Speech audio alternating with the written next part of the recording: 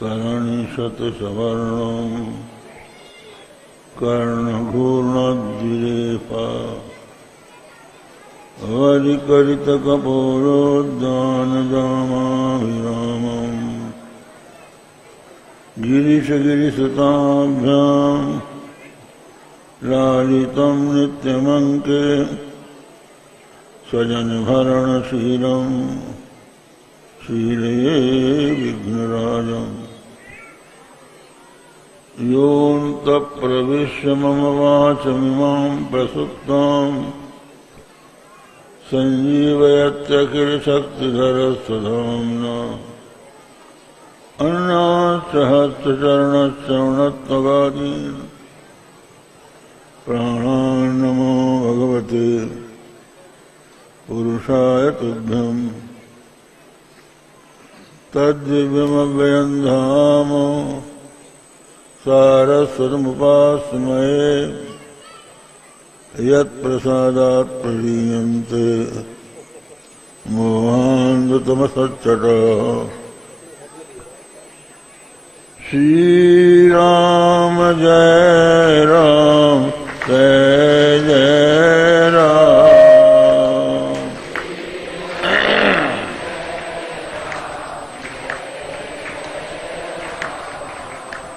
श्रीराम जय राम जय जय राम।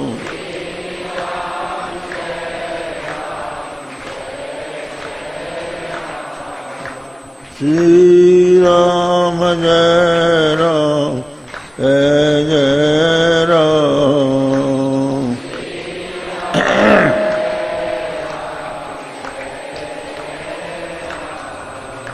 श्रीराम जय राम जय जय राम।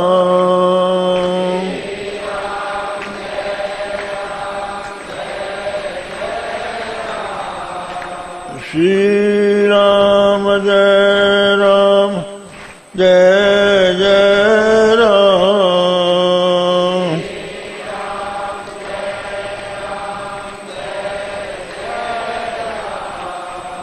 श्रीराम जय राम जय जय राम।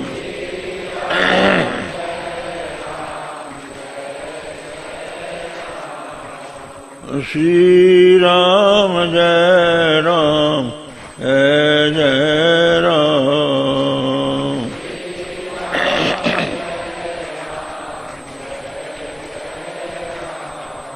धर्म की अधर्म का प्राणियों में विश्व का गोमाता की गोहत्या हर हर महादेव।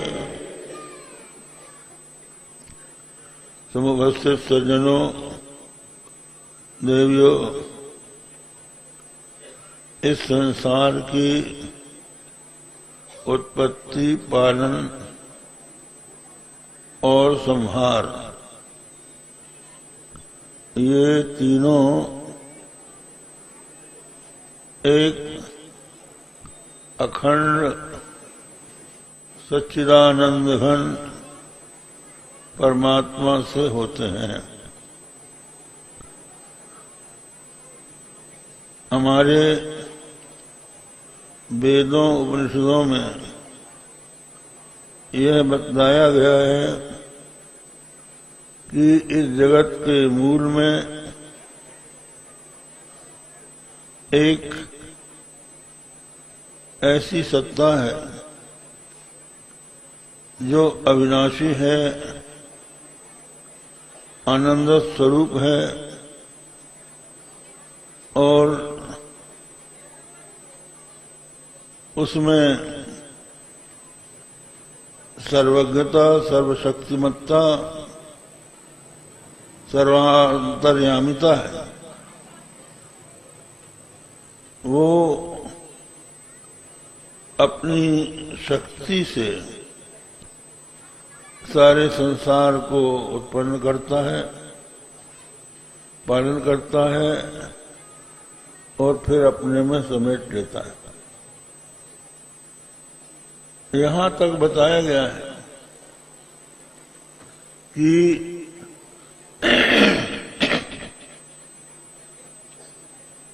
उस परमात्मा के निश्वास से वेदों की उत्पत्ति होती। यस्य निश्वसितम वेदा, आप समझ लीजिए भगवान योग निद्रा में सोए और श्वासोच्छ्वास उनका शांत निर्विकल्प समाधि में स्थित। उसके पश्चात उनके द्वारा श्वास निकलती है, वो श्वास लेते हैं, तो उनके श्वास लेने से निश्वास से सांगोपांग वेदों का प्रादुर्भाव हो जाता है। यस्य निश्वसितम वेदा, चारों वेद, वेद के 6 अंग शिक्षा, कल्प, छंद, ज्योतिष और कल्पसूत्र, व्याकरण, ये 6 अंग सांगोपांग वेद भगवान के निश्वास से निकलते हैं। आपने मानस में सुना होगा कि भगवान श्री राम ने जब रामावतार धारण किया तो पढ़ने के लिए गुरु के घर गए, तो गोस्वामी तुलसीदास जी ने मन में ये सोचा कि लोग सोचेंगे कि राम पहले अज्ञानी थे, गुरु के घर जाकर पढ़कर ज्ञानी हुए, तो उसका समाधान करते हैं। जाकी श्वास सहज श्रुतिचारी, सो प्रभु पढ़य है कौतुक भारी। जिसकी चारों श्रुतियां श्वास है, वो भगवान पढ़ने गए, तो उनको पढ़ने की आवश्यकता नहीं थी, वो तो सब कुछ उनके ही द्वारा निकला है ज्ञान। लेकिन लोक के संग्रह के लिए कि प्रत्येक मनुष्य को गुरु के द्वारा वेद ग्रहण करना चाहिए, गुरु के द्वारा ज्ञान ग्रहण करना चाहिए, इसके लिए उन्होंने आचरण करके दिखलाया कि हम भी जब मनुष्य रूप में आते हैं तो गुरु के घर जाते हैं। ये कौतुक भारी, ये भगवान का कौतुक था, खेल था। इसी प्रकार भगवान श्री कृष्ण सांदीपनि गुरु के यहाँ जाकर विद्या अध्ययन करते हैं और 40 दिन में ही समस्त सांग वेदों का अध्ययन करके लौट आते हैं। वो भी उनका एक खेल था, एक नाटक था। तो उन परमात्मा के कोई अज्ञान नहीं है, वो सर्वज्ञ हैं। उन्हीं से जो ज्ञान के निधान वेद हैं उनका प्राकट्य होता है। यस्य निश्वसितम वेदा, तो श्वास छोड़ के भगवान वेदों को प्रकट कर देते हैं, और श्वास में तो कोई श्रम भी नहीं होता, अपने आप निकलती है। बिना श्रम के वेद उनसे प्रादुर्भूत हो जाते हैं, और सोए सोए भगवान जब आंख खोल के देख देते हैं तो दीक्षित में तस् पंचभूतानी, पांचों महाभूत आकाश वायु अग्नि जल पृथ्वी ये सब उत्पन्न हो जाते हैं। देखकर जब भगवान मुस्कुराते हैं, स्मित में तस् चराचरम, ये पांचों भूत पंचीकृत होकर अनंत कोटि ब्रह्मांडों के रूप में प्रतिफलित हो जाते हैं, पुष्पित फलित हो जाते हैं भगवान के मुस्कुराहट से। अभी आप लोगों ने अखबारों में सुना होगा कि वैज्ञानिकों ने किसी तत्व की खोज की है जिसको गौण का नाम दिया है। वो पत्रकारों ने कहा कि ये जगत का मूल है, ब्रह्मांड की उत्पत्ति इसी से हुई है, ईश्वर की खोज हो गई, वैज्ञानिकों ने कर डाला। हमारे पास अनेकों स्थानों से टेलीफोन आए कि महाराज ये कौन सी खोज हुई है, आप बताइए, क्या ये सही ईश्वर की खोज हो गई? तो हमने सोचा पता तो लगाएं कौन सी खोज हुई है। तो जो वैज्ञानिक खोज कर रहे हैं उनमें से एक वैज्ञानिक अपने भारत की महिला है, झांसी की, उससे हमारी बात हुई। उसने कहा कि हमने एक ऐसा कण खोजा है जो कण जगत का मूल हो सकता है, ब्रह्मांड के निर्माण में काम आ सकता है, लेकिन वो कण आपस में कैसे मिले, उसमें भार आना चाहिए, वजन आना चाहिए। जब वजन आएगा तो एक दूसरे से मिलेंगे। तो हम वजन की खोज कर रहे हैं। तो हमने कहा कि ये वजन जो उसमें आया, हम लोग ये मानते हैं, हमारे यहाँ एक न्याय दर्शन है, उसमें ये बताया है कि परमाणु के मिलने से जगत की उत्पत्ति होती है। तो उन परमाणुओं को कौन मिलाता है? वो तो जड़ है। जड़ को मिलाने वाला चेतन होता है, वो ईश्वर है। ईश्वर के संकल्प से ये जड़ पदार्थ आपस में मिल जाते हैं, तो वो जगत का कारण होगा। ये उपादान कारण हो सकते हैं, निमित्त कारण ईश्वर है, वो नहीं हो सकते।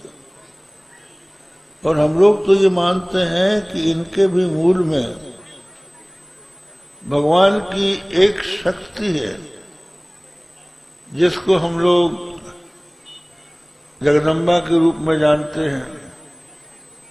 उसके द्वारा इस संसार को भगवान बनाते हैं। तो केवल मुस्कुराने मात्र से जगत उत्पन्न हो जाता है। स्मित में तस्य चराचरम, और इतने में ही भगवान सो जाते हैं। श्वास छोड़ी, आंख खोली और मुस्कुराए, और मुस्कुरा के सो गए। यह सच सुप्तिर महाप्रलय, उनके सोने मात्र से सारे संसार का प्रलय हो जाता है। तो वो जो परमात्मा है वो सच्चिदानंद स्वरूप है, सत चित आनंद। वो तीनों काल में एक सा रहता है, सत्य है, और वो चेतन है, दृश्य नहीं है। दृश्य होकर प्रत्येक वस्तु प्रत्यक्ष होती है, लेकिन वो परमात्मा बिना ही दृश्य हुए लोगों के लिए अपरोक्ष है। तो वो चैतन्य है, चेतन है, और परम प्रेमास्मद होने के कारण वही आनंद स्वरूप है, सचेत आनंद, वो परमात्मा है। उसी परमात्मा से ये संसार उत्पन्न होता है। वह परमात्मा सर्वशक्तिमान है, सर्वज्ञ है। तो उस सर्वज्ञ सर्वशक्तिमान परमात्मा के ही अधीन सारा संसार है। जीव उसी परमात्मा का अंश है।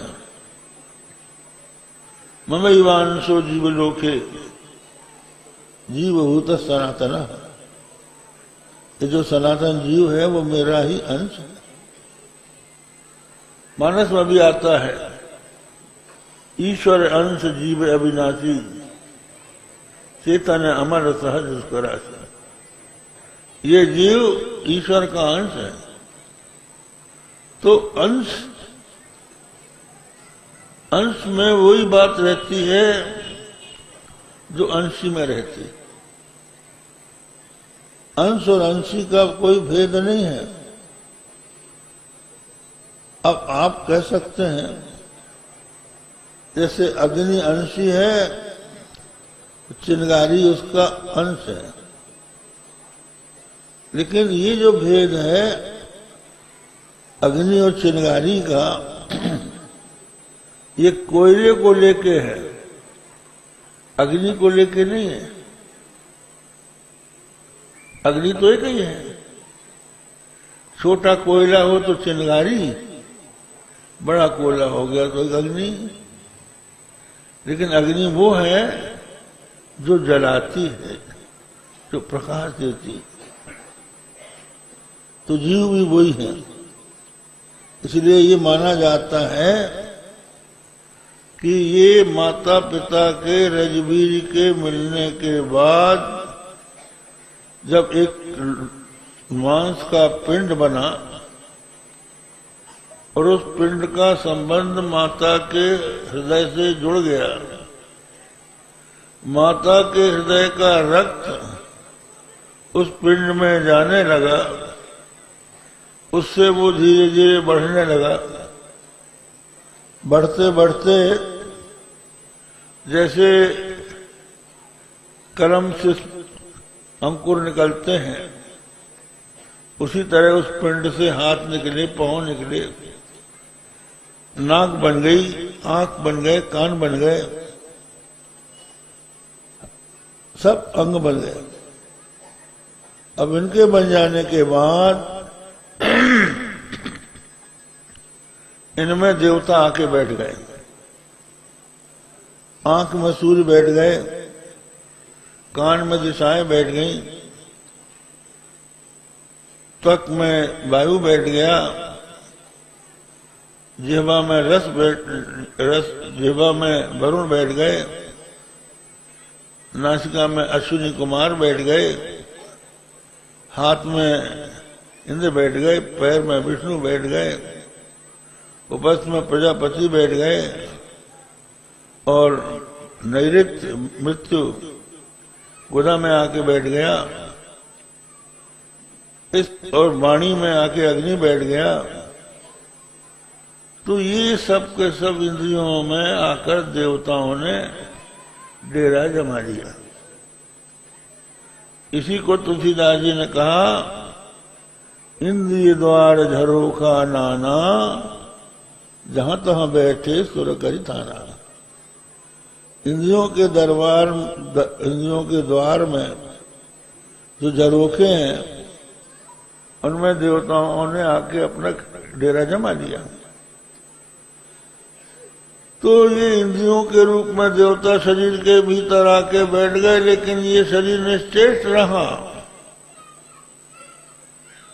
इसमें चेतनता नहीं आई।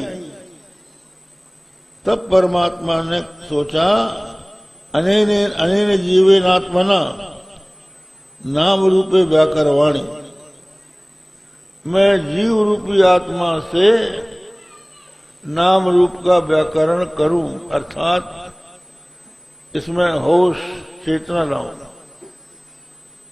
तो ये जो मस्तक में तालु है, इसके द्वारा वो चेतना जब शरीर में आई तो ये शरीर चैतन्य हो गया, जगमगा गया। उसी तरह से जैसे आप घर में लट्टू और ट्यूब लाइट की सब ट्यूब सजा लेते हैं, जब उनका पावर हाउस से संबंध जुड़ता है तो वो जगमगा जाता है। तो परमात्मा पावर हाउस है, उसके साथ जैसे इंद्रियों का संबंध हुआ, आंख देखने लगी, कान सुनने लगे, जीव स्वाद लेने लगी, हाथ छूने लगा, काम करने लगा, सब इंद्रियां अपना अपना काम करने लगी, तो वो परमात्मा इस जगत का अंश है, ये जीव उसका अंश है। जीव उसका अंश है, परमात्मा इसका अंश है। तो उस परमात्मा के द्वारा इस संसार का संचालन हो रहा है। तो इसको शांति तभी मिल सकती है जब ये अपने अंश से मिले। आप देखिए,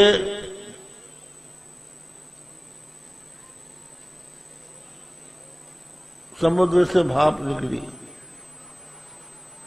उस भाप को हवा ने ढकेल के बादल बना दिया। बादल उसको ढकेलते ढकेलते हिमालय ले गए। हिमालय की ठंड पाकर वो बर्फ बन के गिर गया, बरस गया। बर्फ बन के वो हिमालय में पानी पड़ा रहा,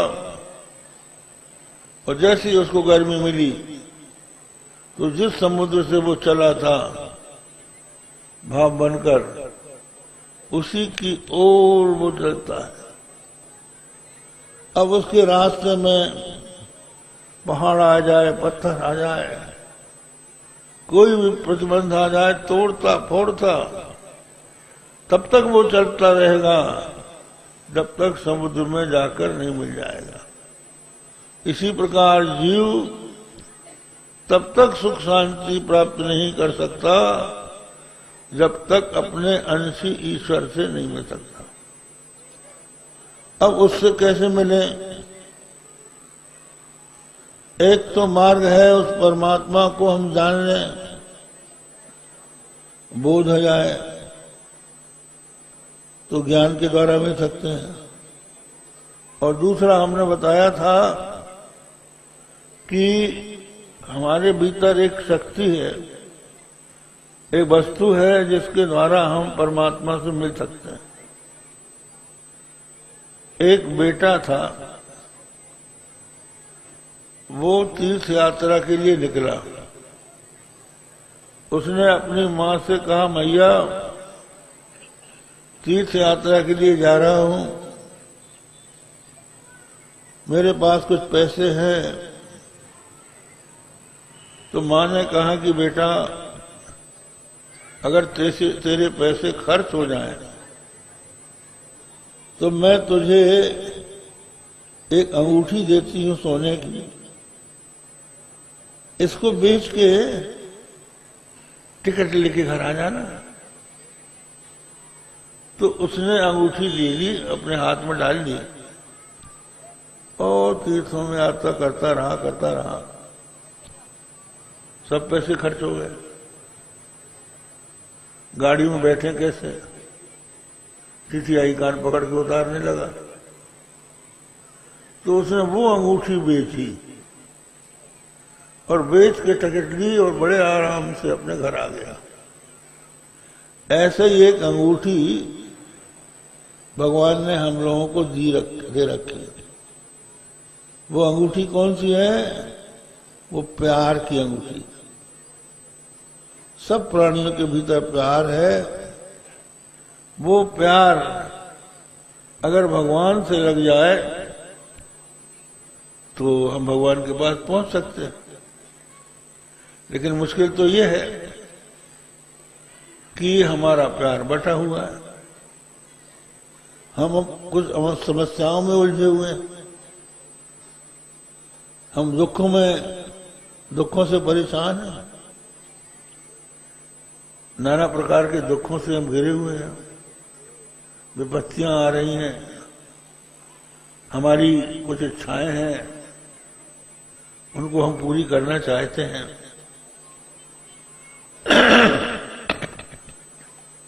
और कुछ लोग चाहते हैं कि इस जगत के मूल में क्या है, इसको हम जाने, कैसे जाने।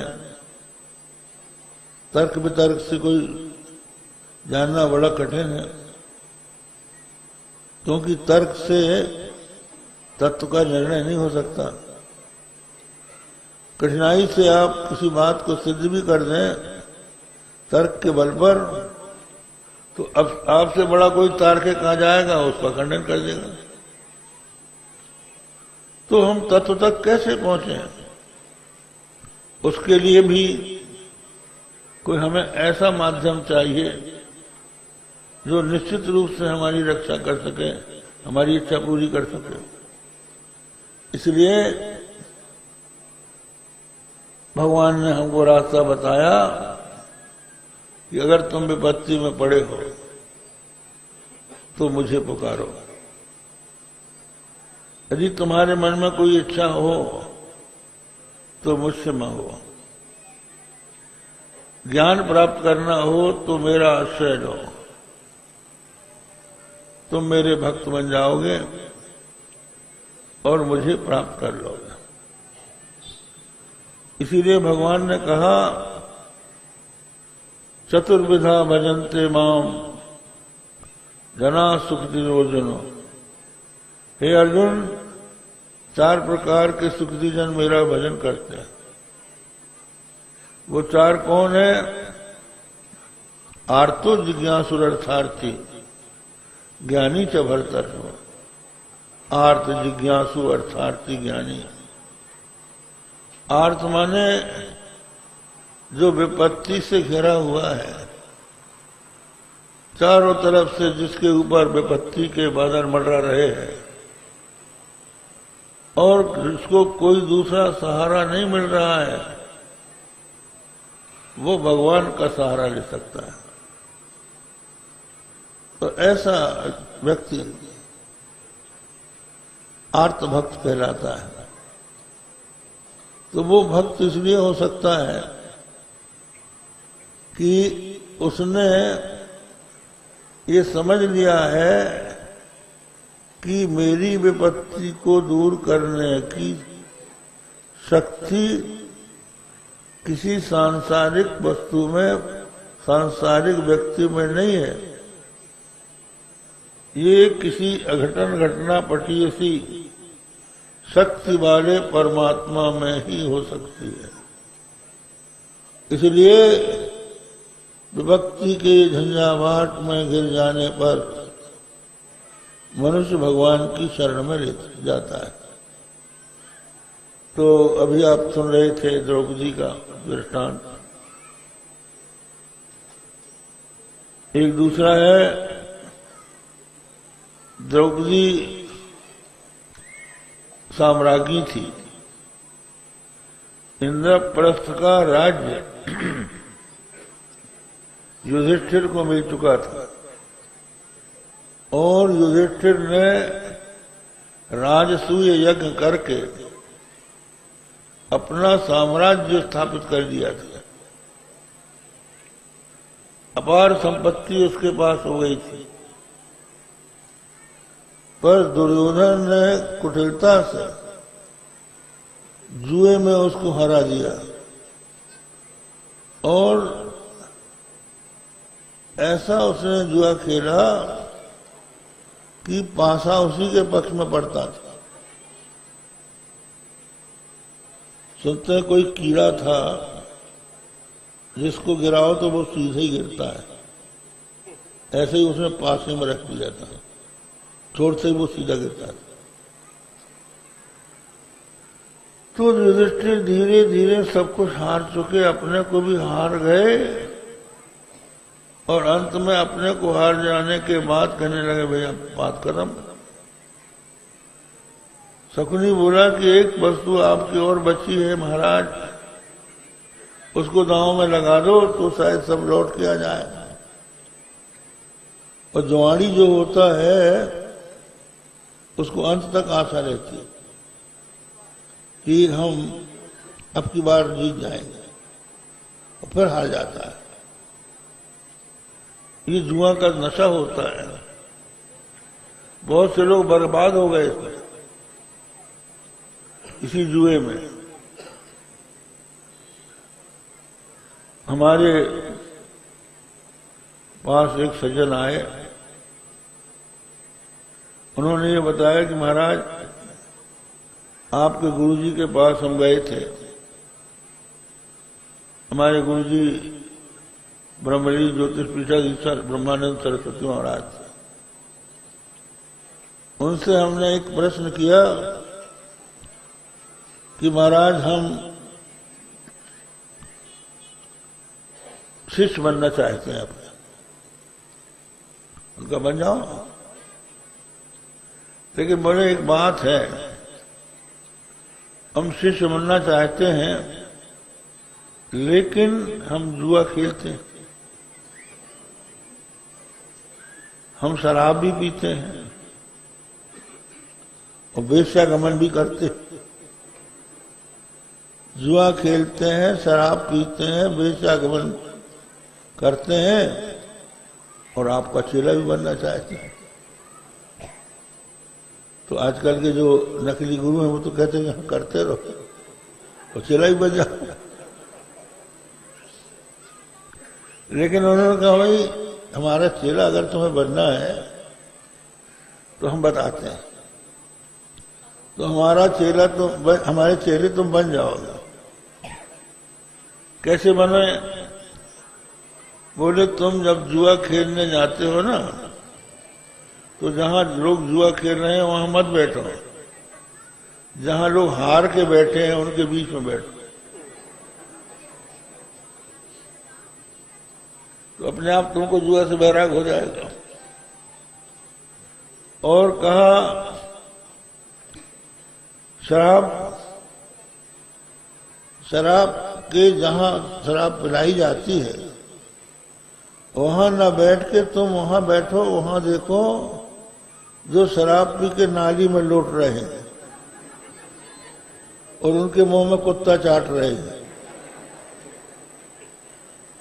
शराबियों की बड़ी विचित्र हालत होती। एक शराबी था, उसने नए जूते जोड़े खरीदे, बहुत कीमती जूते खरीद के और पहुंच गया शराब के अड्डे में। शराब पिया तो भयंकर शराब पी ली और फिर बाहर निकल के नाली में लौटने लगा। लोटे लोटे बेहोश पड़ा रहा। इतने में एक चोर आया, उसने नए जूते निकाल के अपने पुराने जूते उसको पहना दिए। अब जब उसको होश आया, लोगों ने उसका नाम लेके पुकारा, तो उसने अपने जूतों की तरफ नजर की। बोले हम नहीं हैं, माने हम पुराने जूते वाले नहीं हैं, हम वो हैं जिसके नए जूते थे। वो कहां चले गए? तो ये शराब पीने वालों की हालत हो जाती है। तो तुम वहां बैठ के देखो, तुम हमारे चेले बन जाओगे। कहा हम वेश्यागमन करते हैं। कहा तुम वेश्यागमन करने वाले हो तो तुम रात को मत जाओ उनके यहां, दिन में जाओ और फिर उनकी सूरत देखो, तो तुम हमारे चेले बन जाओगे। क्योंकि उनका जो सौंदर्य दिखता है वो मेकअप का है, वो वास्तविक नहीं है, वो नकली है। तो दिन में उनके मुंह में मक्खियां भनकती हैं, तो वहां जाने से, दिन में जाने से तुम हमारे चेले बन जाओगे कि महाराज अब इनसे पीछा छुड़ाओ, अब हमने छोड़ा, अब आप अपना शिष्य बनाइए। तो कहने का अभिप्राय यह है कि मनुष्य जब सब ओर से हार जाता है, थक जाता है, तो फिर भगवान की शरण में जाता है। जब सब ओर से वो देख लेता है कहीं कुछ नहीं है, तो उसकी समझ में आ जाता है।